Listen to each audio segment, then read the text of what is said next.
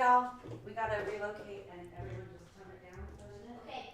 Okay. InShalla and Ashe. Blessings to you, my energetic beings, and hala. Welcome back to today's daily snippet. I am your host. I am a practicing holistic Sha'medium and subtle energetic surgeon. My intention is to use the power of the indigenous technologies, your original blueprint, to navigate your soul's harmonic through the realm of the elementals, the elemental highway, and into the imaginal realms. The subtle energies, elements, and elemental beings, with offerings, rituals, and prescriptions to add to the juice of your personal container. But my intention truly is to merge the wisdom of these indigenous technologies with the subtle realms out into the etheric highway to assist you into navigating your prime directive, your inner genius, just reintroducing you to the magical being that resides within. And I call myself a holistic Sha'medium. My name is actually Tonya D, and welcome to my virtual medicine room. So the frequency of the day is a little bit wonky, maybe feeling one stream but going down another. So when we allow ourselves to connect to those streams, those emotional waves, in doing so, feeling the streams that we belong taking and which stream we do not. So this truly is a journey into the discovery of the stream that we belong streaming in, if you will. So a higher stream, even an elevated mountaintop, a different perspective, possibly the channel opens up to this realization of where your sphere of influence is and possibility of something falling away. So the wardrobe really no longer fits. So the best thing to do is empty the debris of those cosmic cobwebs. And I find when things appear to be falling apart, they are actually falling together. However, the feeling will be a cue, if you will, to take on a day like today, and this is all in our gate of ourselves, mastering who we are, Aries, our actions, our character, the threads out into our outer world. So this could be something in our world, could be governments, corporations, secret societies, not so secret, and the rug getting pulled out from underneath their feet. So I'm really just musing, what is happening when we get this aspect of ourselves in check and the proper streaming, the patterns are recalibrated, an innovative perspective to a greater purpose, a higher frequency, that vibration. So things really are tightening and they're creating this heightened intuitive mind state. It's like our Sira is coming online, our spiritual acumen. She's navigating arenas of expanding out into the future. But if you haven't already, please also be kind and do subscribe to my YouTube channel, Tonya D, and go ahead and hit the bell button so you're notified. And also, if you don't mind liking or sharing the videos so that YouTube algorithm will echo me out and suggest to other like-minded users like yourself in this galactic universe, along with those other social channels like TikTok and Instagram and my Musing with Tonya D podcast. So the OtherWorld podcast actually for the 2022 season is actually ready for your online listening. And there's actually an invocation to start. And also, we also have this pink full moon coming up as well, which will be ready. So it's really time to level it up and take a stand and be the voice that resides within us. Even an invocation to the elementals in the beginning area, that arena. But being that last weekend I collaborated with the beings of the origin in the voices of the other world, the planets, the beings that came to Earth from those planets. If you truly wish to go deeper into what I'm offering here, may I recommend my online offerings at club.tonyad.tv, where I meet you where you are. So if you're just in the beginning, if you are fluent, or maybe you just need some syncing, I have offerings that are mostly otherworldly, including Change Your Stars, navigating your intuitive gifts to live your soul's purpose. And we all have an inner genius, an inner intuitive gift to live the star that you are, So I am your holistic shaman guide, if you will. Again, located at club.tonyad.tv. But the messages are from the Fae today, the otherworldly beings, since we are in this breakdown, breakthrough kind of a day, just setting the stage for the waves that we're going to stream on. Mini streams, the magic streams, the grace streams, the healing streams, and so on and so forth. But with that, who do we have first? Which we've had before. This is little Hobyah. Hobyah to be exact. He's part of the fairy challengers, the ones that bring us face to face with our fears, our denials, these inner traumas, insecurities, delusions, confusions, even from our own misbehaviors that really can get us entangled. But these are the fae that trip us up, if we will, to see if we're even paying attention. They might even put a stone in front of us, have a stub our toe, just testing our alertness, our awareness, insight, knowledge, our inner wisdom, to see if we're even dedicated to our own personal group. But with Hobyah, there is a number 61. So this is our ability to receive into our heart, or our heart opening to receive the messages from spirit. So this really is our reception center through our heart space. So when I see the centers, it's as if they are lenses. They're filters into all of these playing fields, and it really is a thing. But Hobyah, these are our imaginary fears, our unreal hazards, and having realistic caution, if you will. So he's always refused actually to tell me what the G in his name actually stands for. Due to the more we know about him, the less power he has and the harder it is to do his job. So that in itself kind of says a lot, really. So his powers literally lie in our imagination, that imaginal realm, our fears, not really in the real world, or not really in any of the real worlds. So this is the wicked thing, if you will, that is in the closet, the cosmic debris, the things that keep scaring little kids at night, waking them up at the wee hours, the noises, the sounds, the erratic things that our mind can sometimes do for us. But when we turn on that light or open the door, he isn't there. He exists only through the collection of our fears, and Hobyah literally thrives on fears. Those feed him. He gets stronger until we actually face him. He kind of is a sham. So it's like a tiny fear just blowing up all out of proportion. And the smallest positive thought will actually banish him. So all in the land of the fae, in the realm, the other world, know this, and no one really is afraid of him. But it is his job to wave our imaginary fears right in front of us, making them look as alive and real as he possibly can. He's actually really magical at this. But the challenge he's offering us today is to see that those certain fears of ours are exactly that, imaginary, and to distinguish them from the things we actually need to be cautious about.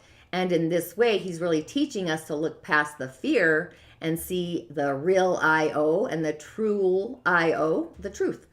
So whatever that truth may be or is, and it really is a difficult job. So we have Hobyah, we got the Pook, Gotcha, and the Fae Lion, and a few other hardworking Fae. They all work together, they get together, they drink the otherworldly nectar, they have cheese, applesauce, honey, hazelnuts, and grumble about us humans, the other folk. But they're also supporting each other. They work really hard, and as hard as they work, it's merely just this appreciation that they really work harder for us, or for them, more importantly, to get their starry crown. So it really takes a lot of practice and skill in dealing with the flaws of humanity to get promoted to the level of even wearing or thinking about that starry crown. So it really is time to look for the truth behind our fears, to distinguish between what is real, what is just our projection of our old traumas, and fears into our imaginary future. So just by delving into our old patterns, our patterning, we can then see past them and really liberate aspects of ourselves. And only by facing these fears with honesty and integrity, seeing them for what they are, do we really gain a better ability to open our hearts to the singer of courage in those streams, the singers, just gaining in strength and facing the really difficult challenges of our inner world, our inner life. So each false fear confronted and resolved just really makes us stronger, especially when we see that it's false evidence affecting our reality. So Hobyah really fits in for our day for absolutely 100% sure. And following Hobyah, we have, which I haven't had this card on before, this is a lovely little fellow. He's Geo the Slow. He's also part of the helpline troop, the wee folk, both large and small. Sometimes they assist us in our day-to-day lives, but oftentimes they add a little dash of confusion in an effort to actually assist us and to be helpful. Sometimes these little beings, they work alone, sometimes in group. But our little Geo the Slow, love that. He's cycles of time, he's slowness, he's patience, he's waiting. He's the gnome of the slow, the processes of the slow. It's like, how long is it going to take for the water to wear the rock away? Or how much has the mountain grown or even eroded? over the last millennium. So Geo, he's actually watching attentively. He's making certain that things don't happen too fast, resulting in like a slipshod job, if you will. And it's he who watches the waves slowly encroaching onto the shores and wearing away the cliffs elsewhere, to keep things in balance. So he's watching certain mountains slowly grow taller. And he's also the master of the clarification process, where we let something sit quietly while the impurities slowly settle themselves out, just allowing the substance to purify itself in time and space. And he really doesn't understand why we rush about so much, just missing out on the slow changes within the environment and the worlds around us. He really is amazed at the stress and the problems that we often create for ourselves in doing so. And he wonders how we can survive if we just don't sit down and watch the sunsets and the sunrises, or if we don't have time to really enjoy our lives, especially if we are too busy rushing around with the idea that we are making things for ourselves later, but never for now. So the thing about Geo's processes is that they all proceed in good time, in good order, like fruit opens on time, grains ready in the harvest, flowers blossom, and the moon and the earth themselves, they circle each other in this little dance. They're in balance, neither too quickly or too slowly. So these natural processes, they work really well, and often in our own lives, it's just helpful to use them as models, a role model, finding the right place, the pace that allows natural low stress growth or progress to the streams of joy. And the world isn't going to turn any faster. So we might often ask ourselves why we are trying to cram more into our days. However, being that he is also otherworldly, this is those opposing forces. The other world doesn't obviously function quite like ours does. Unnecessary delays, even stalling may be going on here, whether the current, that is you, by the way, if you are tuning in, if you are asking to receive the right, that could be the cause or the victim of this. It may be a time for him to give things a tactful but firm push to get them in motions. But Geo is really in charge of slow processes. They should actually be proceeding but not stuck. And so take the slow flow of it. Don't make a hasty decision. That's kind of his message there. And then we finish up with honesty, which this is curious. Also part of the helpline truth. But card number 40, which is also the frequency of the energy of the day, where we do and do not belong. But this is about having a boundary, a knowingness. And honesty is just that honesty. It's compassion, it's tact, but it's also self-deceit. And just look at him, Could you doubt for a moment that he sees you just as you are and actually absolutely loves you anyway? In plant form, which is how he may seem and comes and appears most often, honesty, he makes these lovely purple flowers in the spring, and later on he produces these silvery white little circular seed pods, like small images of the full moon, which is coming up super juicy, the pink full moon. But these little earth moon seed pods remind us to reflect upon our reactions and also our feelings, and to throw light into that darkness, to deal honestly with ourselves and also with others. So honesty has other botanical names: moonwort, satin flower, silver dollar, moneywort, the dollar plane. And on Mondays, the moon's day, he is lunar Anua. So honesty is said to repel monsters as well. But being that honesty is otherworldly too, he's asking us if we are being truly honest with ourselves, authentically, truly honest. So we may think we are being honest, I guess, but finding honesty standing on his head actually indicates that we may well be deceiving ourselves in some way. Those human psychological mechanisms, repression, denial, projection, displacement, etc., all of the juice may just be in play. So we need to look carefully at our attitudes and also our beliefs, the structure of those beliefs, especially where our emotions are really strongly involved today. So we may need objective, clear-sighted assistance from others in looking at this. So self-deceit leads to anxiety, confusion, and more importantly, a complicated life, and just behaving with unfairness or injustice towards ourselves or the others. So it really is time to question our integrity within our cycles of life, the streams of the day, the breakdown to the breakthrough, the doors, right? Break on through to the other side. But also being that the moon is in Virgo, I mean, that's like healing our emotions, analyzing them, organizing them, even processing them, or just being hyper aware of our reality. So wherever Virgo is, the house it's aligned with in your natal chart, it's earthy, it's reality, those kinds of things. So our moon is kind of, you can't get away from the hyper detective of awareness, right? And on the elemental highway, super exciting, we have a Yin Wood Goat of a day, the greatest of all time, the goat, a Yin Wood Goat, a Yai Way. So the goat and the dragon have yin wood hidden and in storage. So being that our Yin Wood day is born in the month of the dragon, which contains the earth and the water elements, our day is actually firmly rooted, even though I have a snowstorm. But yin water provides the moisture. It's not excessive. It's still hidden. And yang fire provides the warmth, like the sun, to keep the yin water kind of under control.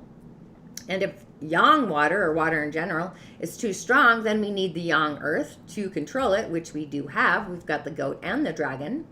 And we also need a decent amount of metal once again. So our day is actually strong, unlike yesterday. Yesterday, it was a prominent element, but it wasn't rooted.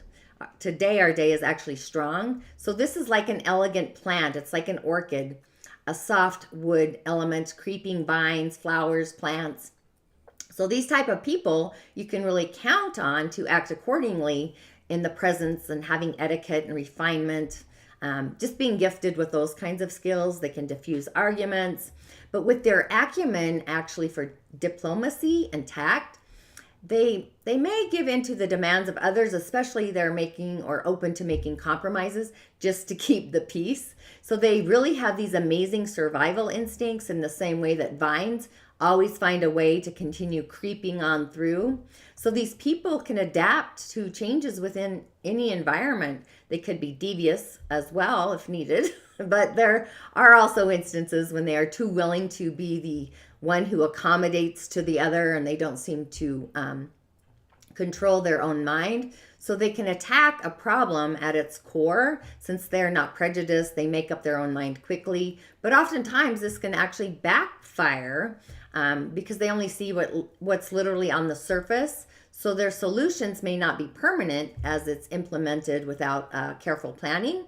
So their feelings rule all of their decisions, which is actually the frequency of today, just given to emotional outbursts, especially like anger. So their objectivity can be impaired when they feel strongly about something. When they're faced with an emotional situation, they often put the other first. So they stand, where they stand can kind of fluctuate depending on how the wind is blowing. So when you need a decision right away, like in the right now, you really can rely on these people, even though you can't decide or depend on them to make the best choice. And often they propose temporary solutions. They tend to question actually their own judgment. However, within their networking skills, they seek affirmations from their friends. So they're innately social. They become more confident about the choices they make with the friends they agree with them. So their imagination can actually mess up their thinking. But having people to keep them on track really helps them immensely. They have this image, this consciousness where they have the need for the external validation. So the people, the opinion of the people around them, their village is very important. They thrive on that appreciation. They thrive on that praise. And when they're recognized, they actually feel more confident, but this could also ruin them as criticism is their confidence downers. So they really do crave attention, and they're often the ones who try to get the spotlight. So these efforts, although could be harmless, juvenile kind of antics, but it could become worse. So the confidence of these people with this Yinwood Daymaster, it fluctuates depending on the attention that they are getting, whether it's positive or negative. They find it hard to say no to peer pressure. So these are the people that generally do the things that are out of character to fit in with a village that they don't belong in. So they could, use improvements within their own self-esteem as well. But most of the time, confidence changes based on how other people see them, their village, And they can work on their own personal confidence, just learning new things, overcoming those challenges. So these people can really develop their confidence, just making them less susceptible to a variety of forces of adversity, challenges, problems. But being that our day is strong, like that plant, we do need yang fire, the sun, yin water, some rain for both balance and development for growth. So they have an interesting relationship with metal, though, which is supposed to control them. But the yin wood is actually, the more you cut it down, this person, they actually become stronger. So they come back like a force to be reckoned with, even though in their nature, they're often perceived as this gentle, soft kind of person.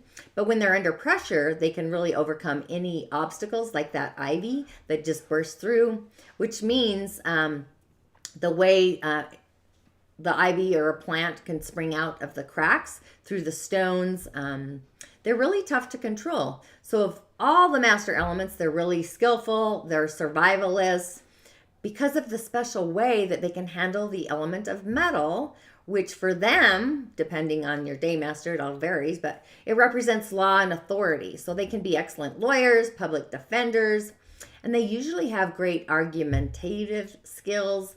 Wood is arguing as well as anger, right? So they're not afraid of the law as long as they're innocent, but even if not, I do know people with a Yinwood Daymaster, and it's very true. So considering they constantly seek that attention, that admiration, they really can be excellent performers on the stage. They're quite elegant, they're beautiful, resilient, they're even quick-witted on the spot, but they're also team-spirited, they're detailed, they're flexible, like yin energy. So some people that have this Daymaster, Sting actually, Leonard Cohen, Jerry Seinfeld, Mick Jagger, to name a few. But being that our day, it kind of has this chain reaction of changes with some emotional charges to it, lightning charges, that's also the frequency of wood. So we may have two feelings inside of us that are kind of swirling around in the cosmic soup. So you may feel one way and then feel a different way in the environment versus how you feel inside of yourself. It's like the environment is swirling around you.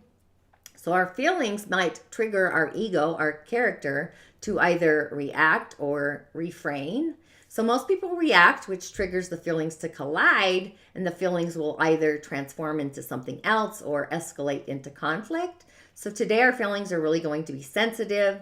You may be sensitive to other people's feelings as well. So it's how we respond to our own feelings that's going to determine how we react to the other. So you may even feel a certain way about how you intend to flow into your future or how you want your future to go, but your feelings may change once you feel or need the dough, feel something out.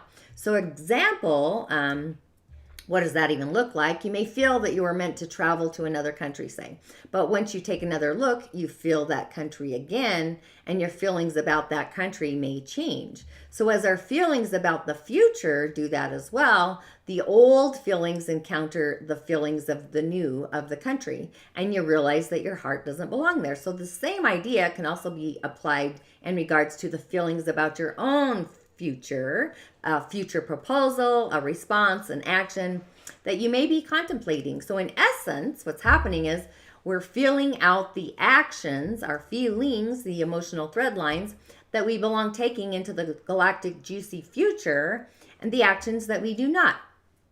So we might be prepared to face these unexpected feelings about our relationship to the public, our social status, intimate ones and whatnot, just all of that. Just responding to those feelings according, like an accordion, to where our heart feels we do belong within society, out into the world, or where do we belong connecting with the world, those relationships. Even our long-term plans possibly, so for intimacy or things that are transforming in life, possibly and ending something, that actually could backfire or break down today. But our feelings are literally the best tool to navigate those boundaries. Necessity really to pull it off. So within our container, we really need to connect with our own personal feelings and feel which path or which stream that we belong flowing down and which path is not flowing properly. So things can really shift really, really fast on a day like today. So the best thing to do is just be prepared, but also to connect with those feelings and know how we are feeling and going into those thread lines, the flow, the situations, the events, etc. And the more in touch we are with our own personal feelings, our own personal stream, the more graceful those streams of grace are, and our responses are going to be to ourselves. So with the cosmic soup, the elemental realm, and the messages of today, it's interesting and it's curious, really. So really pay attention to your thought processes, your thought processor. Be mindful. Sometimes we have our mind talk us into going down the wrong pathway based on the mind, not on the heart, and the feelings aren't even involved. But your heart knows which lessons we need to grow from, and allow what you already know in your beingness, your essence, to be that priority. It is a memory. That growth usually comes from the unknown, so just remain intuitively open. And being that we also have the galactic cosmic big juice happening, like the super big, think super juicy, that could be possibly an understatement really for the day. Just expanding our intuitive senses to that otherworldly scale. So it's like the streams are merging with the soul's harmonic and the divine. So really make it a magical day, really in our essence. The crown is online. Into those outer realms of the spirit, the angels and the stuff like that, archangel beings, ascended masters, and the inner crown into the realm of the otherworldly beings like the fae, the animal totems, the spirit guide, etc. And our root, our roots. So really bring in the juice from the crown all the way down, or from the root all the way up. So we've got the Lam channel of the root and the Ong channel of the crown. So this really is about grounding and centering, which is kind of on the daily. We should be doing that anyway. We can ground into different things, right? So really be heart-centered, and I would affirm that I am connected, and I'm also aware, the hypergate, of where my authentic heart belongs. And in essence, in doing so, we're innovating our own personal definition of success, what happiness is, our own joy channel, peace, etc., those streams, just evolving into the being that really resides within us. So I say make it a magical day, make it stick, and congratulations to an off-centered and yet open day. With all of that, InShalla and Ashe. Blessings to you, and as always, I'll see you on the other side.